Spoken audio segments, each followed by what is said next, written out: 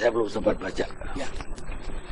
MUI banyak menerima pengaduan dari berbagai kalangan masyarakat mengenai kehebohan yang ditimbulkan oleh Gubernur Jakarta aktif sekarang. Dan pernyataan yang dikeluarkannya itu dengan pakaian dinas dan sedang berdinas yang dibiayai oleh uang rakyat. Maka banyak pengaduan-pengaduan seperti itu. MUI salah satu tugasnya himayatul ummah, menjaga umat dari pemikiran sesat, dari pemikiran yang keliru, atau dari tuduhan-tuduhan orang anti-Islam, anti-agama yang ingin merusakkan agama Islam. Itu tugas utama salah satu daripada Majelis Ulama Indonesia. Nah, setelah banyak laporan kita pelajari, kita ambil bukti-bukti, komisi pengkajian mengkaji dengan sama. Kemudian berikut dengan komisi fatwa. Baru tadi pagi jam 10 kami mulai rapat membahas bukti-bukti yang telah dikumpulkan oleh komisi pengkajian dan komisi fatwa. Komisi pengkajian melaporkan transkrip daripada ucapan Gubernur Jakarta itu. Saya ingin cerita ini supaya Bapak Ibu semangat. Jadi nggak usah pikiran, nanti kalau nggak kepilih pasti Ahok programnya bubar. Enggak, saya sampai Oktober 2017. Jadi jangan percaya sama orang. Kan bisa aja dalam hati kecil Bapak Ibu nggak bisa pilih saya, ya kan? Dibohongin pakai surat Al-Maidah 51, macam-macam itu. Itu hak Bapak Ibu tuh. Jadi Bapak Ibu perasaan nggak bisa pilih nih, karena saya takut masuk neraka, dibodohin gitu ya. Nggak apa-apa, karena ini panggilan pribadi Bapak Ibu. Program ini jalan saja. Nah, kalimat ini ada dua yang disorot. Pertama, dibohongin pakai surat Al-Maidah 51. Kemudian dibodohin. Oh gitu ya. Jadi dibohongin dengan dibodohin. Kalau ini pakai kata pakai, ini ada dua makna. Dibunuh pakai pistol. Itu ada dua makna. Pertama, pistolnya itu alat membunuh. Dan ada pelaku yang menggunakan pistol itu untuk membunuh. Jadi itu dua. Artinya memang alat pembunuh, pelakunya pembunuh, seorang pembunuh. Dibunuh pakai pisau, digorok pakai pisau. Pisaunya memang alat menggorok. Yang kedua, ada orang pelaku penggorokan itu. Jadi ada dua. Nah, oleh karena itu Majelis Ulama memandang dikatakan dibohongin pakai surat Al-Maidah 51, maka berarti ada dua konsekuensi hukum yang harus dipikul oleh saudara Gubernur Jakarta, DKI Jakarta. Pertama, dia menuduh bahwa surat Al-Maidah 51 itu alat melakukan kebohongan. Yang kedua, ulama-ulama yang mengajarkan surah Al-Maidah 51 pada umat Islam itu adalah pembohong. Ulama yang melakukan kebohongan. Jadi oleh karena itu Majelis Ulama Indonesia telah mengambil satu pendapat dan sikap keagamaan. Pendapat dan sikap keagamaan Majelis Ulama Indonesia. Bismillahirrahmanirrahim. Sehubungan dengan pernyataan Gubernur Provinsi DKI Jakarta Basuki Cahayapurnama di Kabupaten Kepulauan Seribu pada hari Selasa 27 September 2016 yang antara lain menyatakan, potongannya diambil, jadi jangan percaya sama orang. Kan bisa aja dalam hati kecil Bapak Ibu nggak bisa pilih saya, ya kan? Dibohongin pakai surat Al-Maidah 51, macam-macam itu. Itu hak Bapak Ibu. Jadi Bapak Ibu perasaan nggak pilih nih karena saya takut masuk neraka, dibodohin gitu ya. Yang telah meresahkan masyarakat. Maka Majelis Ulama Indonesia telah melakukan pengkajian, menyampaikan sikap keagamaan sebagai berikut. Pertama, nomor 1, Al-Quran Surah Al-Maidah ayat 51 secara eksplisit berisi larangan menjadikan Yahudi dan Nasrani sebagai pemimpin. Dan ini menjadi salah satu dalil larangan menjadikan non-Muslim sebagai pemimpin. 2, ulama wajib menyampaikan isi surah Al-Maidah ayat 51 kepada umat Islam bahwa memilih pemimpin Muslim adalah wajib. Ketiga, setiap orang Islam wajib meyakini kebenaran isi surah Al-Maidah 51 sebagai panduan dalam memilih pemimpin.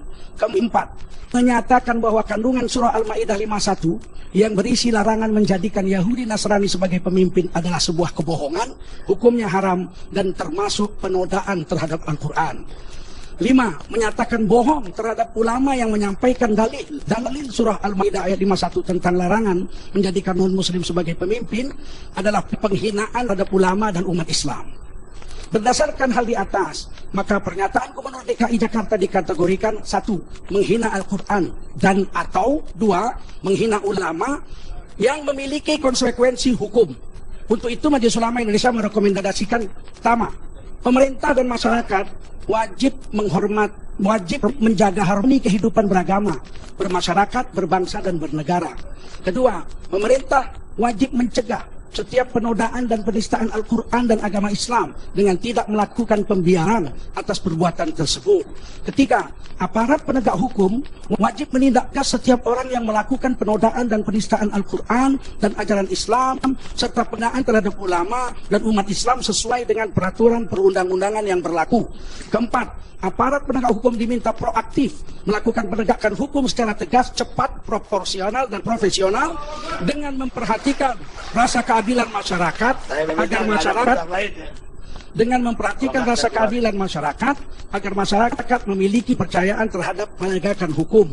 Yang kelima, masyarakat diminta untuk tetap tenang dan tidak melakukan aksi main hakim sendiri serta menyerahkan penanganannya kepada aparat penegak hukum, samping tetap mengawasi aktivitas penistaan agama dan melaporkan kepada yang berwenang. Selasa 11 Oktober 2016, Ketua Umum Dr. Ki Haji Ma'ruf Amin, Sekretaris Jenderal Dr. Ji Anwar Abbas, Magister Manajemen, Master Agama. Kesimpulan begini Pak Kardi, penistaan terhadap agama, penodaan agama, kalau menurut 156A itu penodaan agama. Dan penghinaan simbol-simbol Islam sudah banyak terjadi di Indonesia. Dan secara bukti hukum sudah pernah berlaku di penjara beberapa orang. Sebut misalnya Arswendo Atmowiloto. Di zaman Orde Baru meletakkan Nabi Muhammad tokoh terpopuler nomor 11. Nomor 1 Pak Harto. Nomor 2 Nabi Muhammad. Pak Harto nggak bahagia dengan itu, dipenjarakan itu orang. Nah ternyata berhasil memenjarakan itu. Nah kita melihat ini dengan pernyataan yang dikeluarkan oleh Gubernur DKI yang belum masanya kampanye dan tidak ada orang mengkampanyekan ayat ini untuk memilih pasangan yang 3 itu. Kok tiba-tiba seolah-olah dihakimi bahwa para ulama sudah mengkampanyekan ayat ini untuk tidak memilih Ahok dan memilih salah satu dari 2 pasangan saingannya. Nah tentu ini harus diluruskan. Mudah-mudahan pernyataan ini kita sudah ada kirim ke Baris hari ini dan bisa ditindaklanjuti oleh Polri. Dan semoga seluruh kaum muslimin dimanapun Anda berada, mari kita jaga kondusif kenegaraan kita agar tetap aman. Dan apa yang dilakukan Ahok soal niat kita tidak tahu. Niatnya itu baik, kita tidak tahu. Nabi pun tidak tahu niat orang. Untuk urusan niat, Nabi serahkan pada Allah. Kata Nabi, kami menghakimi yang zahir saja. Urusan niat bukan urusan kami. Maka polisi, kami minta, majelis minta untuk menghakimi ini, menghukum ini dengan yang zahir saja. Niatnya ngapain diurus-urus, siapa tahu niat? Nggak ada yang tahu niat. Dan ini menjadi pelajaran agar seluruh pejabat yang memakai uang rakyat jangan sembarangan menyakiti perasaan rakyat.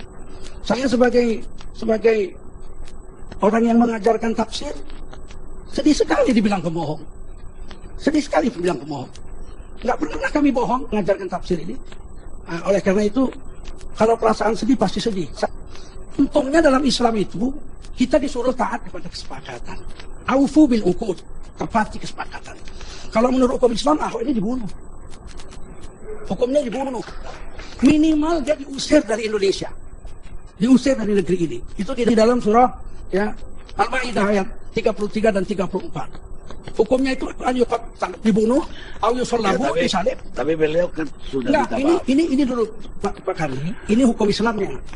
Atau dipotong kaki tangannya bersilangan, ya. Atau diusir dari negeri ini. Ini hukum Islam. Kan kita tidak minta hukum Islam ini, kan kita mau hukum negara.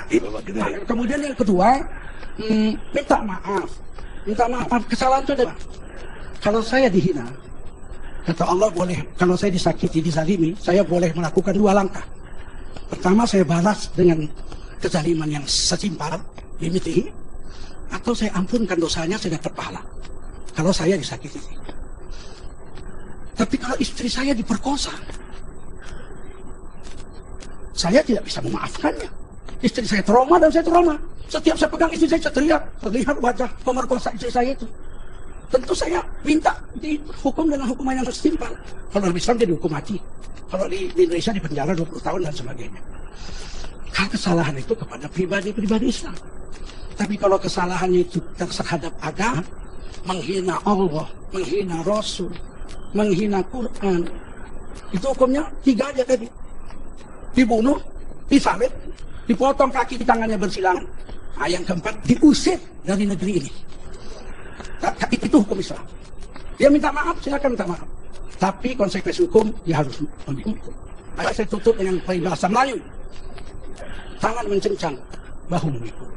Orang jantan adalah orang yang berani memikul konsekuensi dari tindakan dan ucapan. Orang pengecut akan mencari kambing hitam untuk menutupi kelemahan dan rancangan dirinya. Terima kasih. Kita